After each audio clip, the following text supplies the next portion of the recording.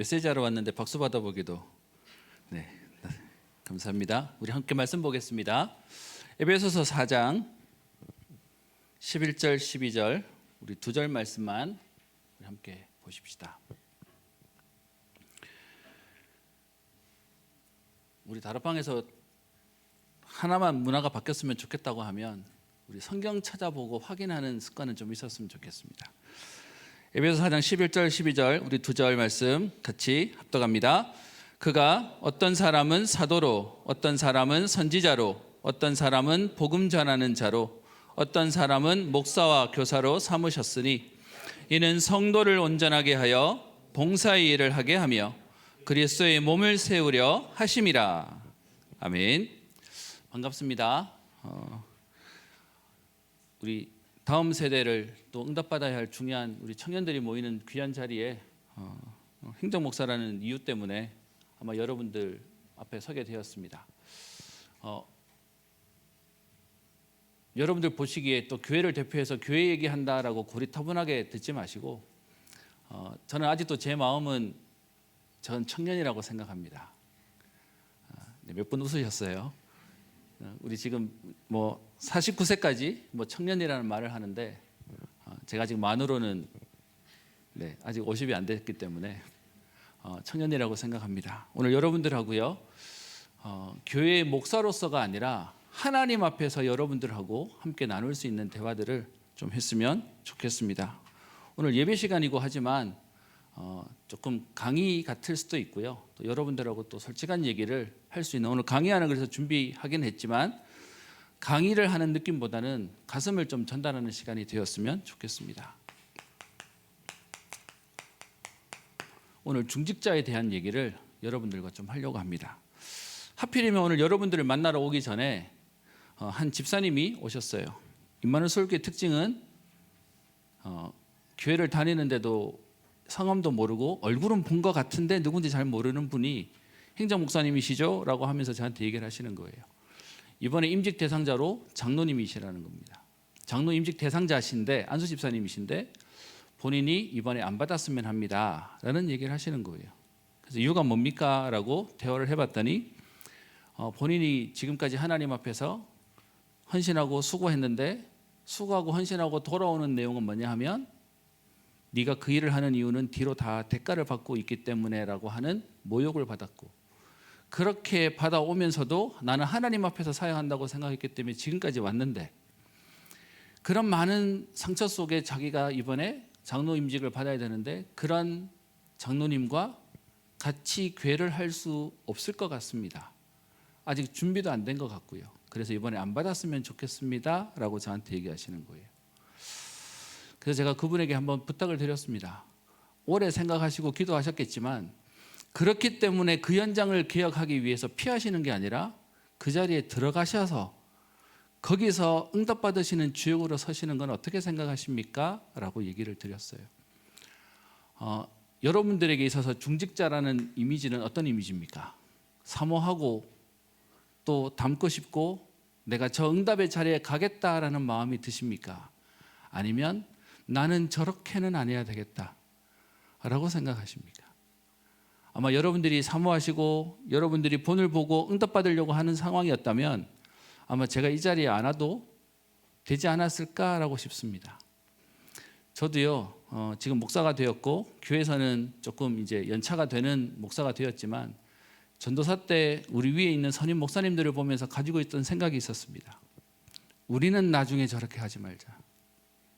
그렇게 해서 전도사 시절을 보냈는데 지금 아마 제 후배들은 저를 보고 저렇게는 하지 말자라고 하지 않을까라는 생각을 하기도 합니다. 여러분이 어떤 면에선 지금 청년의 시기 자체가 그럴 수밖에 없어요. 어릴 때부터 자라오셔서 이제는 사회생활을 시작하시고 어느 정도 자리를 잡아가시고 있는 상황 가운데 세대 갈등도 많이 느낄 거고요. 어떤 면에서는 불편한 것도 많이 느낄 겁니다. 그러다 보니 여러분 마음속에 가지고 있는 마음이 있을 거예요. 저렇게 안 해야 되겠다라는 마음이요. 그러다 보니 그런 마음으로 뭐도 안 하시려고 하냐면 직분에 대한 거부감도 생기시는 거죠. 저는 그래서 오늘 선언으로 시작할 때 여러분께 부탁드립니다. 그렇게 해서 우리의 미래가 없지 않겠습니까? 그렇게 해서 우리 후대가 안 되지 않겠습니까? 그렇다면 여러분 그걸 비난하고 비판하고 부정할 것이 아니라 여러분들이 청년의 때 언약 잡고 그 준비를 하고 그 주역으로 서는 응답이 있었으면 합니다. 아마 그 마음으로 우리 목사님이 저를 초대하셨을 거예요. 그래서 오늘 여러분들에게 개요부터 얘기하면서 오늘 좀 한번 얘기해 보려고 합니다. 쓰실 거 없습니다. 여러분 교재 다 있고요. 제가 너무 보고만 계시면 지루하실까 봐 빈칸 채우기 몇 개 넣어놨습니다. 여러분 직분이 뭐라고 생각하십니까? 여러분 알고 계시는 교회 안에 직분은 뭐가 있죠? 오늘 설교라고 제가 하지 않고 강의라고 제가 표현했으니까 좀 편하게 여러분 평상시에는 여러분 뭐라 하시면 안 되지만 오늘은 대답하셔도 됩니다. 여러분 알고 계시는 교회 직분은 뭐가 있어요? 집사님, 권사님, 장로님, 목사님, 완수 집사님 뭐 이렇게 있죠. 여러분 그 직분에 대한 얘기를 꺼내는데 오늘 여러분들이 막연히 알고 있는 거 말고요. 성경이 말하고 있는 직분이 뭔지를 함께 좀 보려고 합니다. 여러분 직분을 얘기하려다 보니까 당연히 나오는 게 뭐냐 하면 평신도라는 얘기가 나옵니다. 평신도라는 직분이 있어요, 없어요? 없어요. 그런데 여러분 이 평신도라는 단어 자체가 어디서 나왔냐 하면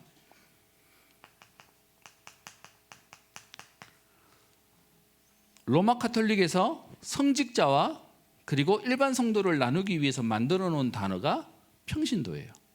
사실은 여러분 평신도라는 단어는 종교개혁 이전에 있었던 용어입니다. 무엇을 만들기 위해서? 성직자라고 하는 특별한 그룹을 만들기 위해서 성직자 말고 나머지는 평신도니까 따라와 라는 문화였어요. 이때는 그래서 성경도 함부로 못 읽었고요. 감히 성직자들 대들지도 못하는 게 평신도라는 단어였습니다. 근데 여러분 아시죠? 지금 여러분도 아마 현장에서 다 우리 세계복음화를 놓고 지교회로 현장에서 모이고 계실 겁니다. 교역자와 사역자만 뛰는 게 아니고요. 여러분들도 사역자로 뛰는 걸 겁니다. 그런데도 불구하고 사람들이 지금도 평신도라는 단어를 너무 많이 써요. 사실은 종교개혁하면서 이 관계를 무너뜨렸습니다. 사실 그 이전에 하나님이 우리를 베드로전서 2장 9절에 얘기하는 만인 제사장으로 부르셔서 복음 받은 모든 사람들은 하나님 앞에 선교사다, 전도자다라고 하는 메시지가 있었는데 중세교회에 들어서면서 교권과 권력으로 인해서 평신도란 단어가 나와버렸어요. 그래서 칼빈, 루터가 종교개혁하면서 어떻게 바꿨죠? 만인 제사장설이라고 얘기해서 특별한 사람만이 성직자가 아니라 모든 사람이 다 복음 전할 수 있는 전도자다라고 하는 개념으로 바꿨죠. 여러분 그런데 1517년 이 종교개혁 이후에 지금도 아직도 우리의 생각 속에 남아있는 게 뭐냐? 나는 평신도예요 라는 단어를 쓰는 거예요. 여러분께 여쭤보겠습니다. 여러분 평신도라는 단어를 언제 씁니까? 나는 평신도입니다 라고 하는 우리 렘넌트입니다라는 자부심으로 쓰십니까? 아니면 여러분 도망가고 싶으실 때, 피하고 싶으실 때 저는 평신도예요, 아직 어리고 아무것도 몰라요 라는 말을 쓰세요? 제가 아이를 넷 키웁니다.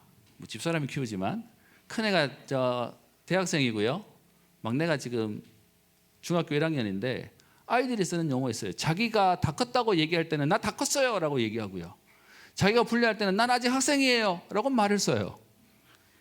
많은 분들이 평신도라는 단어를 이렇게 쓰는 겁니다. 근데 이 부분을 우리 전도운동 하면서 개념을 싹 바꿨죠. 여러분 생각에 나는 평신도예요 라는 이 말 자체가 여러분 생각 속에서 벗어나야 돼요. 복음 가진 사람은 전도자입니다. 아멘. 그래서 이 평신도라는 단어는 끝났어요. 그런데도 아직도 이거 갖고 있어요. 그러면 평신도 말고요, 우리 중직자라고 얘기하는데 너무 많은 분들이 중직자, 여러분 중직자의 정확한 내용이 뭐예요? 나이 많으면 중직자인가요? 무거우면 중직자인가요? 집사님이 중직자인가요? 그냥 우리가 막 써버리더라고요. 중직자는 사실은 기름 부음 받아서 세우는 직분을 중직자라고 얘기합니다. 거기에 대한 내용을 이제 이따가 본론에서 얘기할 거고요. 여러분들에게 있어서 직분이라는 개념에 대한 걸 특별한 누구만 가지고 있다는 생각이 아니라 복음 가진 사람은 모두가 가는 겁니다. 이번에 그 청년부와 관련된 어떤 분이 우리 중직자 훈련에 들어오셨어요. 제가 너무 잘 알고 교구에서 아는 분이라서. 그러면서 우리 청년들이 이걸 들어야 되는데 라는 말을 서로 얘기했는데 그분이 여러분들을 대변하시더라고요. 우리 청년들은 안 받으려고 그럴걸요, 중직자를. 그래서 제 마음에는 중직자를 안 받으려고 하는 거에는 동의가 됐어요. 여러분 중직자 빨리 받으라 그러면 여러분 아멘 할렐루야 하고 받으십니까? 아니면 가능하면 지금은 아닙니다라고 미루십니까? 저는 이유가 뭐냐, 중직자라고 얘기하면 뭔가 여러분 보고 권사님, 여러분 보고 집사님 이라고 얘기하면 뭔가 이렇게 너무 들어 보이는 이미지라서 싫어할 줄 알았는데 제가 충격적인 말을 들었어요. 청년들이 싫어할 겁니다. 왜요? 일해야 되잖아요. 제가 그 말을 들으면서 우리가 잘못 가르쳤구나 라고 생각이 들었습니다. 여러분 일 시키려고 직분을 맡는 게 아니에요. 그래서 오늘 여기에 대한 부분을 분명히 찾았으면 좋겠습니다. 그래서 중직자는 안수에서 세우는 부분이기 때문에 우리가 얘기하면 장로님 또 집사님이라고 얘기하지만 안수에서 세우는 분을 안수 집사님이라고 얘기하죠. 그리고 권사님까지를 중직자라고 부릅니다. 왜 중직자를 여기만 한정하냐? 중직자는 그냥 안 돼요. 과정을 거치고 훈련을 거쳐서 교회가 투표해서 세워야 되는 부분이기 때문에 중직자라고 얘기합니다. 그래서 여러분들 아시고 이 단어를 쓰세요.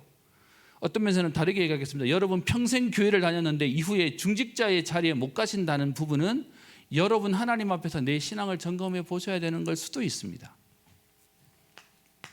두 번째요.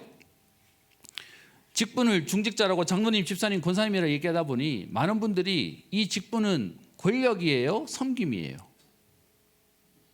이론은 다 알고 있습니다. 직분은 돕고 섬기라고 하는 겁니다. 그런데 많은 분들이 직분에 대한 거부감이 생겨요. 왜요? 권력이라고 느끼니까요. 조금 우스갯소리인데 여러분께 여쭤보겠습니다. 남자분들은 안수 집사님에서 더 밑에부터 얘기하면 우리 집사님이죠. 집사님에서 안수 집사님이 되고 그리고 장로님으로 되는 과정이 있습니다. 여자분들은 똑같이 집사에서 시작해서 중간 과정이 없이 권사가 됩니다. 우스갯소리예요. 여러분 여쭤보겠습니다. 그러면 권사는 장로와 안수 집사님 사이에 어느쯤입니까? 어디가 더 높아요? 아시는 분? 아무도 안 넘어오시네. 여러분 이렇게 누가 더 높냐라고 말하는 것 자체가 우리의 틀린 고정관념이에요. 한국과 세계교회가 이 직분 때문에 문제가 교회 안에 생겼다라고 얘기해서 지금은 직분 없애자라고 하는 교회들이 세워나가고 있어요. 들어보셨습니까? 회중교회, 무교회주의. 이 내용이 뭐냐? 교회를 없애자. 무교회주의는 교회를 없애자가 아니고요. 직분 없애자. 왜? 교회가 다 똑같아야지, 평등해야지. 왜 이렇게 자꾸 서열을 나누느냐라고 얘기합니다. 그래서 여러분 한 번만 검색해 보시면 나올 텐데요. 교회 안에 있어서의 제일 문제는 뭐냐? 직분의 계급화예요. 이 직분이 계급이 되어 있고요. 그리고 이게 권력이 되어 있고 이게 뭐가 되냐? 서열화가 되어 있는 겁니다.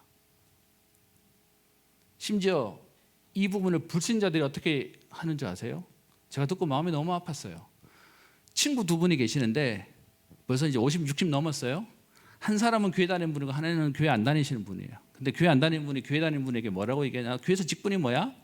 나 집사야. 그랬더니 불신자가 놀려요. 닌 장로도 안 되고 뭐 하냐? 라고 얘기해요.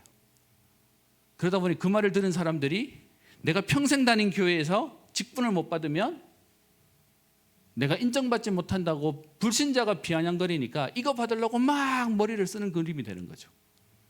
여러분 이것도 틀렸어요. 근데 죄송하지만 여러분 현장에서 그거 느껴요, 안 느껴요? 보이잖아요. 그러다 보니 여러분들은 거부하시고 자꾸 피하려고 하시는 거잖아요. 그래서 오늘 여러분에게 결론이지만 제안 드립니다. 진짜로 기도하시는 분이 들어오셔서 흐름 바꿔야 돼요. 우리 지금 계속 나오는 메시지가 흐름이잖아요. 잘못되어 있는 이것이 진짜인 것처럼 되어버린 현장에 되어버렸습니다.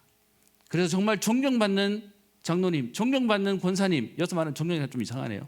우리 잘 안 쓰는 말인데 진짜로 성령님도 받는 장로님, 권사님, 기도하시는 분들이 나와야 되지 않겠습니까? 그래서 우리 청년회 때 여러분이 언약으로 잡으셨으면 좋겠습니다. 그러다 보니 여러분 이 직분이 아까 말씀드린 계급화되어져 있고 서열화되어져 있고 그러다 보니 이것이 권력화되어져 있습니다. 이거 깨야 되겠죠. 그러다 보니 지금 한국과 세계 교회의 현상이 뭐냐? 여기에 대한 폐해 없애자라고 나오는 겁니다. 그래서 무교회주의가 나오고 회중교회가 나오고 독립교회가 나옵니다. 왜요? 이것 때문에 계속 상처가 되고 이것 때문에 분쟁이 되기 때문에 그렇습니다. 근데 오늘 제가 여러분과 성경 읽었죠? 여러분 성경에 분명히 얘기하고 있습니다. 한번 보실까요? 4장 11절. 그가 어떤 사람은 사도로, 어떤 사람은 선지자로, 어떤 사람은 복음 전하는 자로, 이걸 교사라고도 얘기합니다. 어떤 사람은 목사와 교사로 삼으셨으니. 여러분 성경 안에 직분에 대한 부분 있어요, 없어요? 있어요. 그래서 여러분 무교회주의자들이 얘기하는 직분 틀렸잖아 라고 하는 부분에 대해서 분명히 아셔야 됩니다. 분명히 성경의 바울은 오늘 직분에 대한 얘기를 꺼내고 있어요. 단 뭐 할 일이냐? 12절. 이 직분들은 내가 이걸 계급이나 서열이나 권력으로 삼는 게 아니고요, 성도를 온전하게 하여 나를 위해서가 아니라 사람을 살리기 위해서 필요한 겁니다. 여러분 회사에서 아시잖아요. 여러분들에게 직책, 여러분의 포지션이 주어지면 일하기가 좋잖아요. 팀장이 되던 여러분 과장이 되던 부장이 되면 그만한 권력과 사람들이 따라주는 부분이 생기기 때문에 여러분 힘이 생기는 건 나를 위해 쓰는 게 아니고요, 사람을 살리기 위해 쓰는 거예요. 그래서 성도를 온전하게 하기 위해서 직분이 필요한 겁니다. 여러분 우리나라에 안 좋은 말이 있죠. 공부해서 남주냐. 여러분 복음은요, 직분 받아서 사람 살리는 겁니다. 저와 여러분들 하나님 은혜 받아서 사람을 돕고 현장을 살리는 겁니다. 성도를 온전하게 하여 봉사 일을 하게 하며, 무슨 말이냐? 도움받는 사람이 이제는요 다른 사람도 도울 수 있고 그 역할을 할 수 있도록 만들고, 그러면서 그리스도의 몸을 세우려 함이라. 그리스도의 몸이 뭐죠? 교회입니다. 그 사람이 교회로서의 응답을 누릴 수 있도록 돕는 게 그게 직분이죠. 본론, 여러분 그렇다면 오늘 직분에 대한 내용들을 조금 보도록 하겠습니다. 크게 세 가지 볼 건데요. 직분의 종류, 여러분 잘 아시는 장로입니다.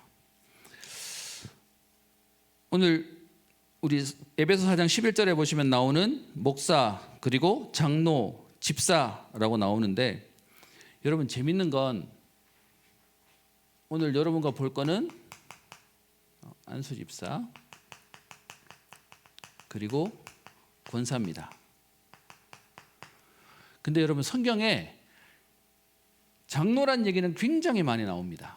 근데 여러분 실제로 목사라는 말이 몇 번 나오는지 아세요? 한 번 나옵니다. 그 한 번 나오는 게 오늘 에베소 4장 11절에 유일하게 목사라는 기록이 여기 한 번만 딱 나옵니다. 여러분 보시기에 목사님과 장로님 사이가 좋아요, 안 좋아요? 좋아 보여요, 안 좋아 보여요? 좋아 보여요? 할렐루야. 저 목사들로 자랐는데 목사님과 장로님 맨날 싸워요. 근데 사실은 여러분 목사와 장로는 한 뿌리였습니다. 같은 의미로 쓰였어요. 목사, 장로, 감독이라는 단어가 제가 여러분 나눠드린 교재에 혼용으로 계속 쓰였습니다. 교회를 대표하는 사람이 장로였어요. 그래서 여러분 아시는 유목사님이 어떤 본문 가져와가지고 목회자 설명했다, 어떤 데 했다는 중지자 설명했다가 막 이렇게 하는 이유가 말을 바꾸는 게 아니고요, 실제로 같은 의미였어요. 그러면 왜 이 부분이 나눠졌냐 하면, 실제로 여러분 역사가 흘러가면서 앞에서 가르쳐야 되는 일들을 해야 되는데 그냥 교회에 있는 장로님이 메시지를 하자니, 여러분 목사님들의 고민이 뭔지 아세요? 한 3년 같은 데서 설교하면 썼는 거 다, 내 아는 거 다 써먹었대요. 이제 소위 말하면 지식이 다 끝나는 거예요. 그러다 보니 전문적으로 신학을 계속 공부하고 메시지 할 수 있도록 따로 전문적으로 교육을 받게 하자라고 해서 장로님들 중에 그 교육을 받아서 교회 일을 심호할 수 있도록 만든 사람을 목사라고 따로 빼놓은 거예요. 그리고 여러분 아시죠? 집에 아빠만 있으면 집안 돌아가나요? 엄마 역할도 있어야 돼요. 그러다 보니 설교하고 메시지하는 목회자 말고 그 일들을 할 수 있는 장로님들이 교회 살림을 돌아볼 수 있게 만들자라고 해서 사실은 서로 윈윈되게 만든 게 목사와 장로예요. 그래서 더 정확히 표현하면 장로님은 이렇게 얘기할 수 있습니다. 우리가 그냥 목사라고 얘기하지만 목사, 장로, 그리고요 7위 장로 해서 우리가 통칭 목사님, 장로님 이렇게 부르는 겁니다. 그럼 이렇게 한 팀이 되라고 만들어 놓은 거예요. 현실로는. 그런데 그렇지 못하는 상황이 되죠. 오늘 보십시다. 여러분 교재 보시면 에베소 4장 11절에 목사라는 단어는 유일하지만 보통은 혼용해서 장로와 감독과 목자라는 단어로 쓰여졌습니다. 여러분 그러면서 오늘 여러분들에게는 장로에 대한 얘기를 꺼낼 거니까 여러분들이 아시는 장로님은 뭐 하는 사람이라고 알고 계십니까? 교회에서 불러다 혼내고 잔소리하고 왜 그렇게 했어요 저렇게 했어요라고 따지는 분이 장로님이라고 하십니까? 실제로는 여러분 지금 시간이 많이 지났기 때문에 꼭 한번 찾아보셨으면 좋겠습니다. 제가 다 거기다 블링크 해놨죠. 디도서 1장 7절에는 하나님의 청지기로 교회를 맡겼다라고 되어 있습니다. 뒤에 사도행전 20장 28절부터 있는 내용은 교인을 신방하고 그들을 위해서 기도해 주라라고 했고요. 디모데전서 3장 2절부터 디모데전서 1장 7절에는 교인들을 권면하고 가르치는 일을 하라라고 했습니다. 사도행전 20장 17절부터 31절에는 교회를 대표하는 일을 하도록 만들었습니다. 성경 구절에 있는 내용이에요. 그러면 여러분 실제로 성경에서 말하고 있는 장로의 역할은 뭐 하는 거예요? 사역하라는 거예요. 사람을 돕고 살리라고 만들어 놓은 거예요. 일을 하라고 만들어 놓은 게 아니라 사람을 도울 수 있도록 만드는 게 직분인 거예요. 그래서 여러분들에게 감히 얘기합니다. 청년인 여러분들은 중지자 되면서 앞으로 교회 와서 감나라 배나라 실제로 장로님 되면 그런 권한이 주어져요. 장로이기 때문에 대표 정치라서. 근데 여러분 실제로 장로님 세운 이유는 성도를 돌보라고요. 그래서 여러분에게 좀 비전 하나 드리겠습니다. 여러분 지나가시는 장로님이 여러분의 이름을 불러줄 수 있을 만큼 장로님과 여러분 사이가 가까워지고 성도를 놓고 기도하는 장로님의 모델로 여러분들 서셨으면 좋겠습니다. 너무 먼 장로님 말고요. 진짜 여러분들이 가깝게 다가가서 아버지처럼 어떤 면에서는 여러분들이 진짜로 기댈 수 있는 어른처럼 할 수 있는 장로님이에요. 실제로 장로님도 하라는 일은 교인들을 돌보세요. 교인들의 형편을 찾아봐 주세요 라고 하는 겁니다. 근데 지금 이게 현장에서 어떻게 안 좋게 되어 있냐. 누가 어렵다 그러면 장로님이 전화하세요. 목사님 누가 어렵답니다. 목사님 빨리 가보세요. 근데 문제는 안 갔다. 아니면 좀 바빠서 못 갔다. 그러면 이게 목사가 그런 데도 안 간다면서. 좀 안 좋게 표현했죠. 용서하세요. 제가 목사 아들 출신이라서 그래요. 그래서 여러분께 부탁을 드리는 겁니다. 그 일은 같이 하는 거예요. 사람을 돕고 살리는 데는 직분이 아니라 똑같이 사람을 돕고 살리자고 만들어 놓은 게 장로님 일입니다. 그럼 여러분 우리 잘못 알고 있는 거 있어요. 장로님들은 현장에서 사업해서 돈 많이 벌어서 헌금하면 내 할 일 다 했다. 장로님 직분 아니라고요. 여러분 오해하지 마세요. 오늘 이 교재는 감히 제가 얘기합니다. 어느 교단에 가도 이건 문제 안 됩니다. 제가 학부를 일반 교단을 나왔는데 이건 일반 교단과 성경에서 가르치는 장로님의 역할입니다. 우리 다락방에서 가르치는 말이 아니에요. 그런데 실제로는 이거 안 하고 있어요. 그나마 우리 다락방 장로님들은 현장 뛰세요. 뛰려고 하시는 분들이 계세요. 근데 현장은 다 놓쳤다니까요. 그냥 맨날 싸우고 있죠. 그게 장로님 해야 되는 일입니다. 그래서 장로님들의 자격에 대한 부분이 있는데요. 제가 비워놨을 겁니다. 디도서 1장 5절부터 뒤에 9절 그리고 디모데전서 3장 2절부터 7절에 이런 사람들을 장로님으로 세워라라고 하는 근거를 성경이 가르쳐줘 놨어요. 거기에 맞는 우리의 역할들을 하면 됩니다. 그러면서 이런 장로님들이 되어야 될 분들이 있는데 권면하는 내용이 나옵니다. 그게 자원하무를 해라. 여러분 누가 추천한다고 하는 게 아니고요. 하나님이 나를 이 일을 하도록 부르셨구나라는 마음에 감사함으로 하는, 자원함으로 하는 겁니다. 떠밀려서 하는 거 아니에요. 근데 너무 많은 분들이 장로님 저 후보가 됐다고 얘기하면 뭐라고 얘기하냐면 누가 옆에서 하라고 해야 할 동기를 가지시더라고요. 아니요, 하나님 앞에 여러분들이 분명한 사인을 받는 겁니다. 두 번째요, 이득을 취하는 자리에 가지 마라 라고 합니다. 여러분, 이 얘기를 왜 했을까요? 장로교회는 장로님들의 권한이 있어요. 그러다 보니까 그 권한을 사사로운 개인을 위해 쓰지 말라라고 하는 거죠. 여러분, 우리나라의 국회의원 제도가 뭐죠? 대표 제도입니다. 그래서 국민을 대표해서 국회의원을 세웠죠. 근데 여러분, 우리 한국 사람들이 국회의원이 나를 대변해 준다고 느끼나요? 그래서 이제 문제가 되는 거죠. 장로님도 사실은 장로님 개인의 의견을 쓰는 게 아니라 교회를 대표해서 세워지는 분들이 장로님입니다. 근데 현실로는 우리가 그 갭을 너무 많이 느끼는 거죠. 그래서 이익을 위해 하지 마라. 그리고 본이 되는 자세로 해라. 여러분, 이러면서요, 그 밑에 부분은 지금 시간이 없어서 말 못하지만 장로님들은 이런 마음으로 하되 이런 장로님들을 우리 청년들이 어떻게 바라봐야 되냐라고 하는 내용이 그 밑에 있습니다.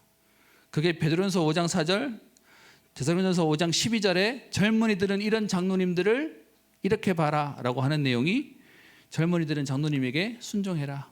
그분들이 자격이 있냐 없냐와 상관없이 하나님이 세우신 권위를 인정해서 순종해라. 그리고 뒤에는요, 그분들을 존중할 자로 우리가 알고 도어라 라고 얘기합니다.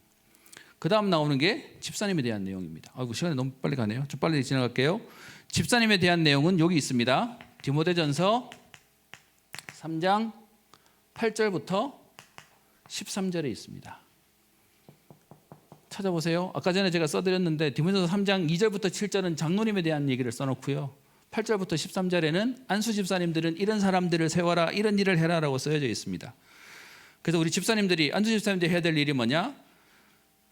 장로님들은 결정한다면, 여러분, 장로님들 현장 가가지고 실제로 일 안 하잖아요. 그 일을 집행해 줄 사람으로 안수 집사님들이 그 일들을 감당하는 겁니다 라고 얘기합니다. 그런데 문제는 아무나 할 수 없으니까 먼저 시험하여 보고 책망할 것이 없는 자로 세워라. 그들의 자격을 얘기합니다. 정중하고 일구이연하지 않고 술에 임박히지 아니하고 더러운 일을 탐하지 아니하고 깨끗한 양심을 가지고 믿음의 비밀을 가진 자로 세워라 라고 얘기하고 있습니다. 그 다음에 밑에 권사입니다. 여러분, 재밌는 건 아까 목사는 성경에 몇 번 나온다 그랬어요? 한 번. 권사님은요? 성경에 없어요. 권사님 제도 자체는 교회에 없는 제도입니다. 근데 왜 세워졌을까요? 보실게요. 존 웨슬레가 18세기 유럽에서 부흥운동을 벌이다 보니 굉장히 많은 사람들이 새신자로 회심하고 돌아오는 일이 생겼습니다. 여러분, 좀 이해하실 건 15세기에 종교개혁이 일어나면서 르네상스가 시작됐잖아요. 그러고 나니까 신앙을 다 잃어버렸어요. 근데 신앙 잃어버리고 16세기, 17세기를 지나고 난 이후에 영적인 걸 놓쳐버리니까 인간이 다 피폐해진 거예요. 그러다 보니 영적인 것에 대한 갈급함으로 사실은 시대적인 흐름으로 하나님이 18세기, 19세기에 유럽과 미국에서 부흥운동이 일어나게 만들어진 거예요. 이해되시죠? 여러분, 그래서 흐름을 안다는 건 굉장히 중요한 거예요. 여러분 학교에서 배우셨던 르네상스가 인간으로 돌아가자고 해서 굉장히 뭐가 꽃피어진 것처럼 보이지만 사실은 산업화와 그 이후로 영적인 걸 놓치고 난 현장은 다 무너져 버렸어요. 그랬더니 18세기, 19세기에 현장에 전도자를 통해서 하나님 부흥운동을 일으켰는데 거기에 굉장히 많은 사역자들이 일어났는데 문제는 계속 평신도라는 생각 속에 가지고 있었던 사람들 중에 사역자가 모자라는 거죠. 근데 이렇게 장로님 세우고 막 이렇게 다 세우려니 현장에 사람은 몰려오는데 사역자가 모자라게 되니까 급하게라도 사람 세워서 쓰자라고 만든 게 뭐냐? 그게 권사님이라고 하는 제도입니다. 여러분, 그 블링컨은 뭐냐? 18세기 부흥운동 중 메신저의 부족으로요. 사역자가 부족하기 때문에 세워진 게 권사님입니다. 근데 여러분 알고 계시는, 여러분 부모님 중에 권사님도 계시죠? 여러분 알고 계시는 권사님 이미지는 뭐예요? 교회 와서 뭐 하시는 분들이죠?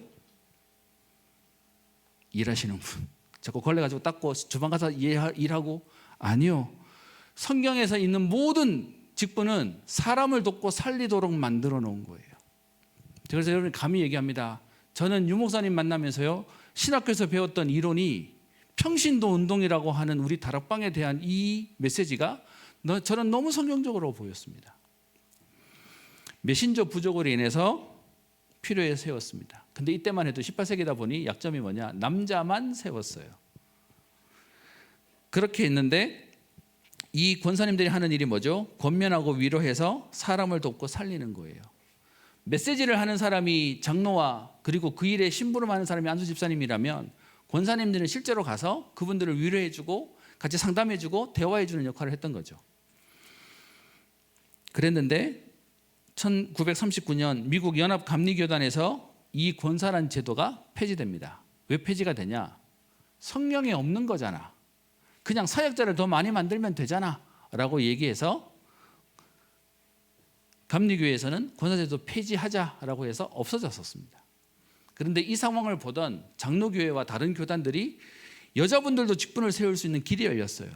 그랬더니 야, 저 좋은 제도는 가지고 오자라고 얘기해서 장로교회에서 권사란 직분을 가지고 오게 되었습니다. 그래서 현재까지도 수용하고 있는 겁니다. 여러분 아세요? 지금은 모르실 텐데 아까 얘기했죠. 중직자는 안수에서 세운다 그랬어요. 제가 2004년도에 목사 안수 받았는데요. 2007년도에 안수 받았구나. 제가 자랐던 80년, 90년도에는 권사님들은 안수 안 주셨어요. 그냥 권사님으로 임명했어요. 왜냐? 그때만 해도 강대상 위에 여자분들 못 올라오게 했거든요. 그런데 이제 시대가 바뀌었어요. 아니 중직자라면서 다 기름 부어 세운다면서 여자도 안수 주세요 라고 해서 지금은 권사님들도 안수받게 만들어 놨어요. 그래서 만들어진 겁니다. 그럼 여러분께 하나 여쭤볼게요. 이 권사라는 제도는 성령이 없기 때문에 없애야 될까요? 없어지는 게 맞을까요? 너무 많은 분들이 자꾸 시비를 자꾸 걸어요.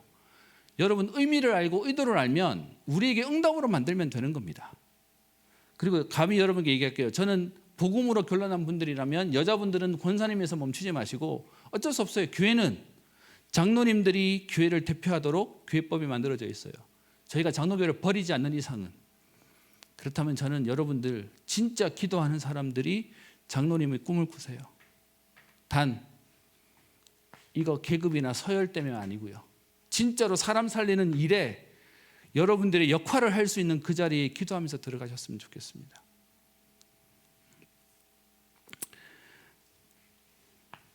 두 번째, 법에 따른 직분입니다. 그래서 여러분 우리 장로님, 권사님, 집사님을 총회법에서는 혹시 들어보셨어요? 항존직. 아니 중직자도 했는데 무슨 말이 이렇게 어렵냐? 옛날 말이라서 그래요. 저는 목사입니다. 근데 제가 임마누엘 서울교회에서 사역할 수 있도록 해주셔서 목사지만 나중에 제가 나이가 들면 은퇴하겠죠. 근데 여러분 은퇴한 제가 나중에 저의 죽음 앞에 제 빈소에는 이기은 이름 밑에 뭐가 붙는지 아세요? 직분이 붙어요. 뭐냐면 평생 가는 직분이라는 거예요. 그래서 항존직이라고 하는 겁니다. 여러분 그래서 장로님으로 세워진다, 안수집사님으로 세워진다, 권사님으로 세워진다는 건 잘했더니 세움받고 못했더니 없어지는 게 아니고요. 한 번 세워지면 평생 가는 겁니다. 근데 단 여러분들이 오해하시는 게 하나 있어요. 그게 뭐냐 하면 여러분들이 이 교회에서 장로님이 되고 이 교회에서 집사님과 권사님이 된다는 얘기는 이 교회에서 필요하기 때문에 여러분 세우는 거예요. 여러분 개인은 항존직이지만 문제는 여러분들이 만약에 어디 이민을 갔다 아니면 유학을 갔다 아니면 다른 곳으로 이사를 갔다 다른 교회를 투석하잖아요. 거기에서는 여러분들이 항존직이 아니에요. 왜냐? 그 교회가 여러분들을 필요로 해야 돼요. 그래서 들어보셨습니까? 취임과 임직이라는 단어를 다르게 쓰는 이유가 뭐냐 하면 생애 한 번 받는 거예요. 안수는 한 번만 받으면 돼요. 그런데 그쪽 교회 갔을 때 그 교회가 필요하다고 생각해서 그 교회에서 세우겠다고 얘기하면 안수는 안 하고 여러분들에게 식을 통해서 여러분들을 세우는 거예요. 그래서 여러분 적어도 임마누엘 서울교회의 중직자가 된다는 건 여기에 좀 표현 이상한데 여기에 생을 거는 거예요. 여기에 생명 거는 거예요. 그런 마음으로 하나님 앞에서의 직분을 받는 거예요. 내가 이 교회에 하나님 세운 겁니다. 근데 여러분 지금 바깥에서 우리 다락방을 공격하는 내용 중에 하나가 뭐냐? 교회론이 약하다는 거예요. 그게 뭐냐? 교회가 복음 없네? 목사님 복음 못 깨달았네? 힘이 안 해? 그래서 교회를 옮겨버려요. 근데 누가 옮기셨냐? 새가족이 옮긴 게 아니라 중직자가 옮겼어요. 그렇게 교회를 쉽게 옮기는 여기는 잘못 교회를 가르쳤어 라는 게 그쪽에서 공격해오는 공격 내용이었어요. 여러분, 가지 말라고 제가 하자는 말이 아니라 여러분이 항존직이라는 게 얼마나 무게감이 있는지에 대한 부분들을 보는 거예요. 단지 이건 있습니다. 만약에 여기 앞에 계신 분, 제가 성함을 잘 모르지만 장로님으로 임직을 받았어요. 근데 뭐 피치 못할 사정으로 다른 교회를 가게 되었는데 그 교회 가면 장로님 맞아요, 안 맞아요? 안 맞아요. 아니에요. 그런데 문제는 그렇다고 갑자기 성모님이라 할 수 없잖아요. 그래서 호칭만 장로님이라 불러주는 거예요. 그리고 그 교회에서 소정의 과정과 절차를 거쳐서 그쪽에서 정식으로 세워지기 전까지는 보통 협동 장로님 이렇게 이제 부르게 되는 거고요. 협동 권사님, 협동 안수 집사님이라 부르고 그 교회에서 필요하게 되면 앞에 협동자가 빠지면서 그 교회의 직분자가 되는 겁니다. 그래서 총회법에서는 항존직이 있고요. 그렇다면 임시직이 있겠죠. 임시는 1년마다 세우는 거예요. 장로님은 올해 세웠는데 내년에 다시 임명하지 않아도 그냥 가는 거예요. 근데 여러분이 혹시 알고 계시는 집사, 서리 집사라는 개념은 1년직이에요. 그래서 어제까지는 교회 다녔는데 오늘부터 교회를 안 와. 교회를 떠났어. 그러면 사실 교회법으로는요, 그냥 이번에 집사는 다시 회수하는 거예요. 근데 문제는 어제까지 집사님 불렀는데 이번에 또 안 보인다고 갑자기 또 성도님 이름 이상해지니까 그냥 불러주는 거예요. 제 얘기를 왜 하냐? 이 과정을 모르시는 많은 분들이 한 번 집사 받으면 평생 가는 줄 알아. 아니에요. 그게 임시직. 임시직에는 전도사님과 그리고 서리 집사님이 있습니다. 뭐 준직도 있는데요. 제가 오늘 얘기하려고 한 건, 그런데 우리 교회에 있는 정관으로는 준직은 없고 항존직과 임시적으로만 나눠놓고 얘기하고 있습니다. 여러분들에게 진짜로 하고 싶은 얘기, 우리 세 번째입니다. 그렇다면 여러분들은 중직자로서 어떤 준비를 해야 되겠습니까?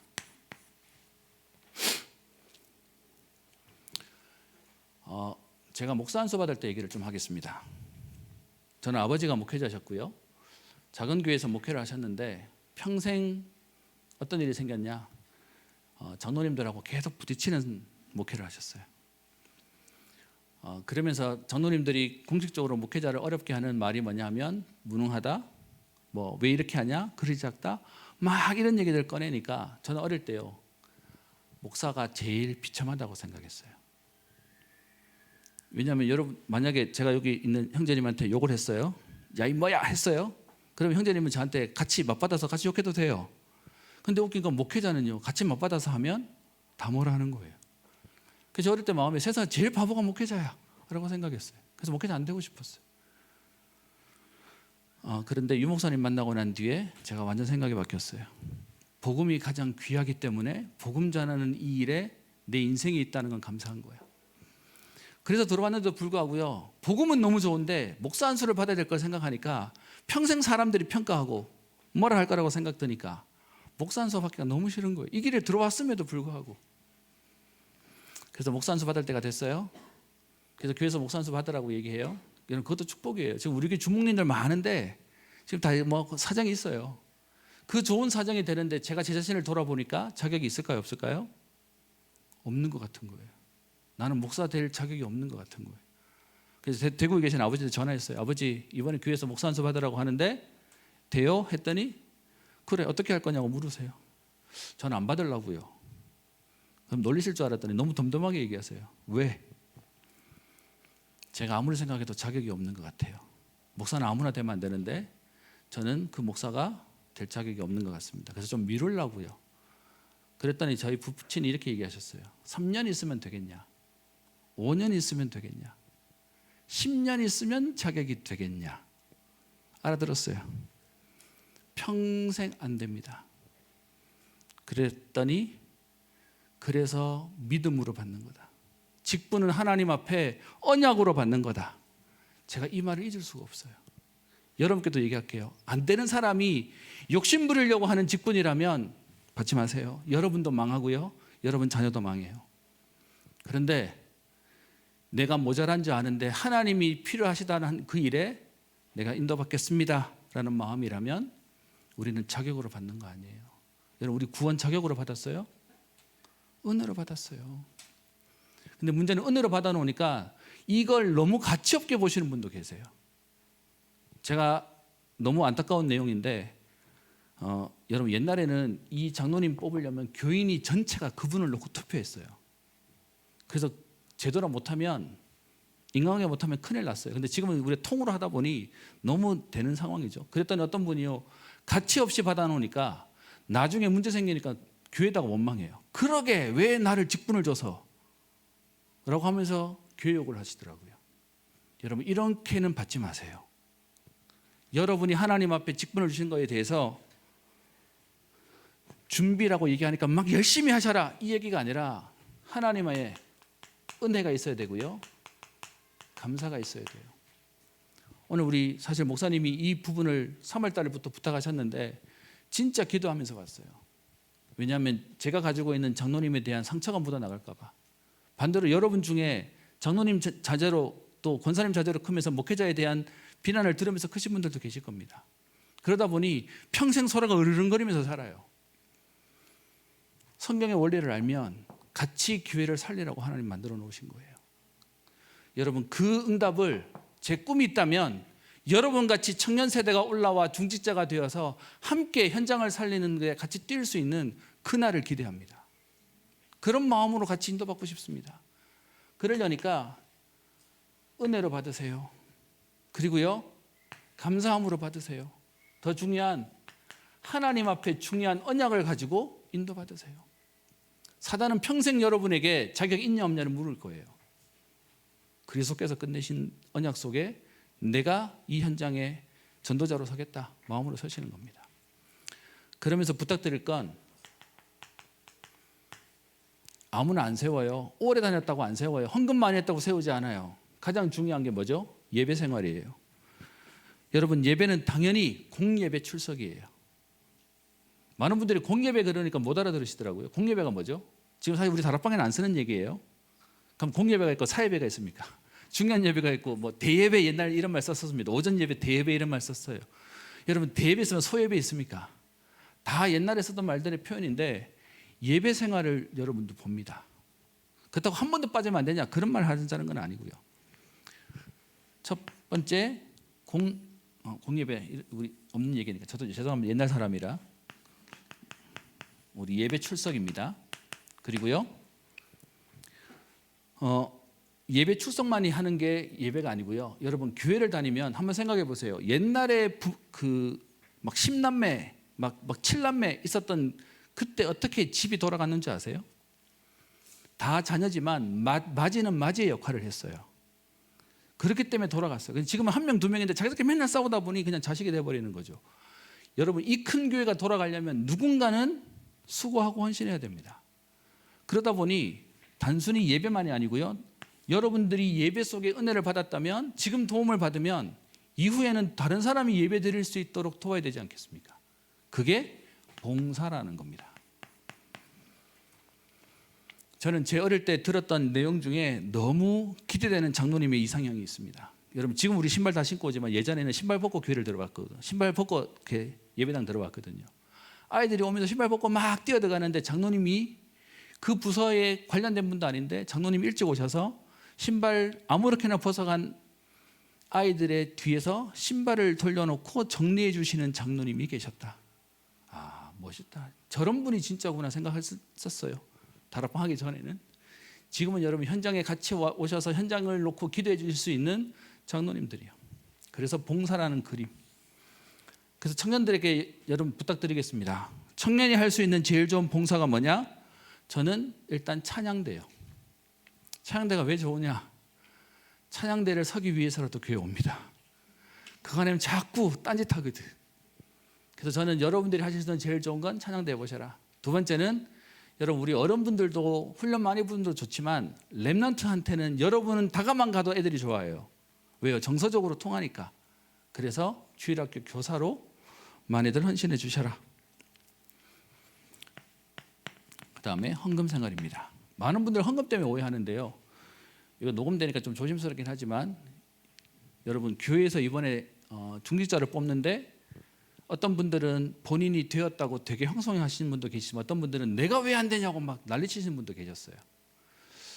여러분 임마누엘 서울교회가 너무 안타깝지만 이번에 장로님들로 뽑은 사람들 중에 헌금을 얼마를 받냐? 3년 동안 500만 원 안 하신 분들은 자격을 안 드렸어요. 여러분 여쭤보겠습니다. 3년에 500만 원이면 기준이 높아요, 낮아요? 그런데 그렇게 뒤졌더니 그만큼도 안 되시는 분들이 오셔서 난리가 난 거예요. 여러분 교회는 여러분 헌금 많이 내시면 직분을 드립니다. 그러지 않아요. 꾸준히, 이 얘기는 오늘은 하고 내일은 안 하고 이 개념이 아니라 여러분 어떤 면에서는 11조만 해도 1년이면 얼만데요. 헌금 생활을 봅니다. 지속을 봅니다. 꾸준한 걸 봅니다. 그래서 부탁을 드릴게요. 여러분 헌금에, 오늘 시간 좀 가도 되죠? 헌금에 대해서 많은 분들이 오해하세요. 제 이 헌금 이 얘기는 꼭 좀 하고 싶습니다. 제가 어릴 때 복음 모르고 올바르려고 애를 쓰다 보니까 어떤 마음이 들었냐면 헌금에 내 이름 쓰는 것도 이건 너무 드러나는 것 같아. 그 당시에 많은 헌금하면서도 그랬어요. 그러다 보니 헌금하는 거 하나님 아시잖아. 무명으로 해야 되겠다 라고 해서 일부러 이름 안 쓰면서 냈어요. 그렇게 한 달, 두 달을 내고 나니까 제 속에서요, 나는 이름 안 쓰고 무명으로 하는 사람이야.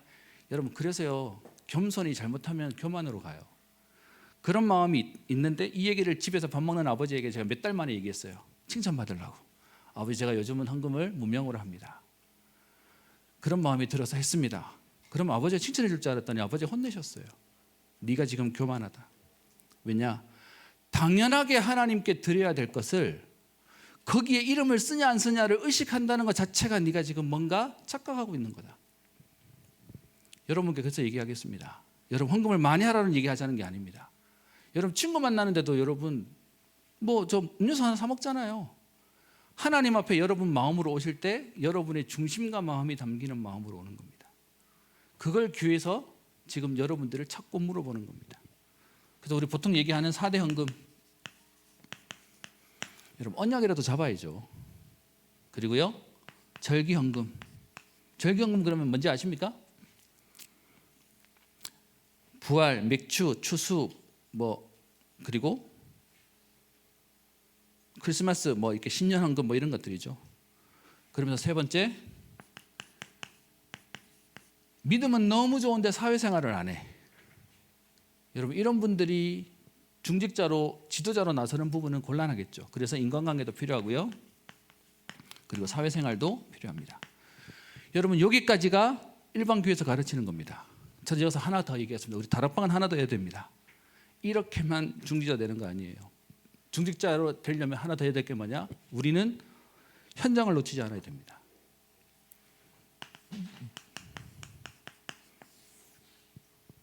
너무 바쁜데요.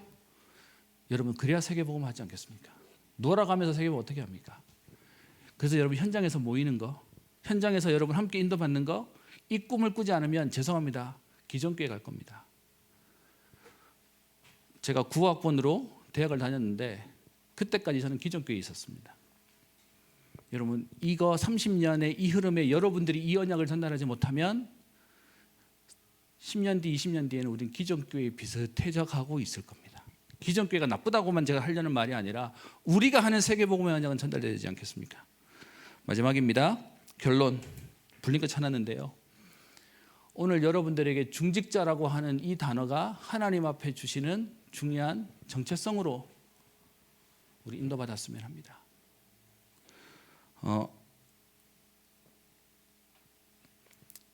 그래서 오늘 결론의 내용은 여러분 한 사람입니다. 여러분 한 사람으로 우리의 미래가 바뀌어질 거라고 생각합니다.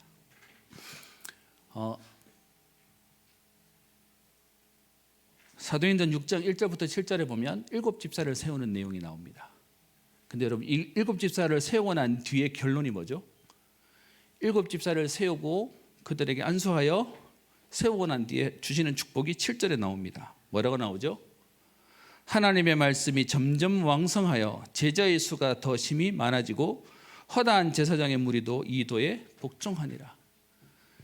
중요한 제자들이 세워지고 나니까 현장에 하나님이 주시는 응답이 넘쳐나 버렸어요. 저는 그게 우리 언약 잡고 기도하는 여러분들이 직분을 받을 때 일어나는 축복이라고 생각합니다. 우리 구루터기 찬양 아시죠? 흩어진 자들이 모일 때 이 땅 살릴 말씀이 선포되고 여러분, 언약 잡은 자가 세워질 때 하나님의 역사는 시작되어집니다. 말을 마치겠습니다. 여러분, 청년이기 때문에 여러분들이 힘이 있다는 걸 알고 많은 분들이 여러분을 부추길 겁니다. 그래서 이쪽에 의도 있는 분들은 여러분 이렇게 끌고 갈 거고요, 저쪽에 있는 분들은 저렇게 끌고 갈 겁니다. 그러다 보니 여러분의 입장은 뭐냐? 도망 다니시는 게 여러분의 입장이겠죠. 그래서 부탁합니다. 이용당하지 마시고 하나님께 쓰임받았으면 합니다. 피하거나 숨거나 하지 않고 여러분이 응답의 주역으로 서셨으면 좋겠습니다. 제가 오늘 행정목사가 아니어서 아마 옆에 설 기회도 잘 없었겠지만, 저는 교회를 대표해서 왔다기보다 하나님 앞에서 여러분들과 가슴을 나누고 싶습니다. 지금 여러분 보시기에 여러분이 생각하는 대로 교회가 안 가기도 하고요, 또 여러분 생각하는 대로 교회가 결정하지 않는 부분이 있을지도 모르겠습니다만은, 우리 이 생각만 하나 했으면 좋겠어요. 나보다 저 사람들이 더 훌륭해요. 기도하고 있어요. 그래서 진짜로 여러분들 놓고 미래를 놓고 기도하고 있습니다. 혹시 여러분, 제가 오늘 전달하는 부분 속에 가슴이 느껴졌다면 우리와 미래를 놓고 진짜로 기도하고 인도받았으면 좋겠습니다. 제가 기도하고 마칩니다. 하나님께 감사를 드립니다. 우리를 복음 가진 청년으로 부르시고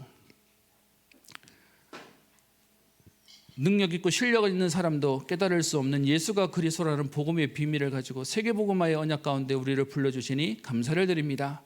하나님, 우리 속에 있는 모든 과거가 상처가 아니라 발판이 되게 하셔서 하나님, 미래와 세계를 살리는 중직자의 언약 가지고 정말로 전도자를 돕고 목회자를 살리며 우리 렘넌트와 후대와 미래를 살리는 응답의 주역으로 서게 하옵소서. 오늘 중요한 언약을 붙잡고 새로운 시작이 되게 하시고 새로운 갱신의 축복을 누리는 응답의 걸음 되게 하옵소서. 우리 청년부를 하나님 축복하사 말씀 전하시는 목사님, 또 하나님 여기 인도받는 우리 임원들과 모든 청년들에게 하나님께서 오늘 최고의 날이 되게 하시고 새로운 응답의 걸음 되도록 인도하여 주옵소서.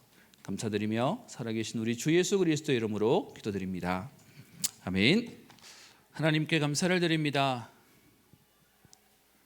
우리에게 청년 렘넌트로 부르시고 청년 중직자로 꿈을 꾸게 하시며 오늘 예배 가운데 언약 붙잡고 기도하고 하나님 우리의 중심을 드리는 헌금 드릴 수 있도록 축복하시니 감사합니다. 하나님, 우리의 작은 정성이 또 우리의 중심으로 드리는 이 예물이 하나님 교회와 현장과 시대와 세계와 미래를 살리는 응답의 예물 되게 하여 주옵소서. 어린아이가 드렸던 오병이어의 작은 도시락이 5,000명을 살리고도 남았던 응답이 있었던 것처럼 믿음으로 드리는 이들의 기도와 헌신이 하나님 현장과 시대와 세계를 살리게 하옵소서.